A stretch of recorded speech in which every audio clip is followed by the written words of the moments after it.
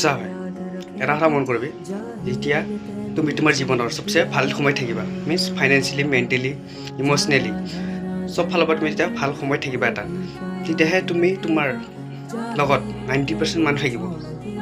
then যেতিয়াবা তোমাৰ অকণমান পৰিস্থিতি বেয়া হ'ল তোমাৰ মেণ্টেলি হওক বা তোমাৰ ফাইনেন্সিয়েলি হওক যি কাৰণতে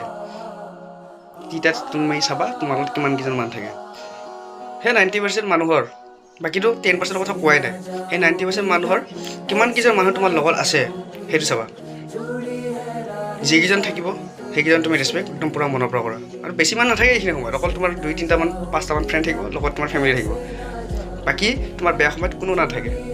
তুমি যিমানে যাক যি বুলি নকওঁকে তোমাৰ বেয়া সময়ত সেইকেইটা মানুহে তোমাক ছাইড কাটিবই লাগিব কাৰণ তোমাক আৰু সেইকেইটা মানুহে তোমাৰ বেয়া পৰিস্থিতি থাকিব কাৰণে লাইফত অহাই নাছিল কেতিয়াও অকল তোমাৰ লাইফৰ এই যে অকল ভাল পৰিস্থিতিখিনি চলিছিলে সেই ভাল পৰিস্থিতিখিনি চাইহে তোমাৰ লাইফত আহিছিল অকল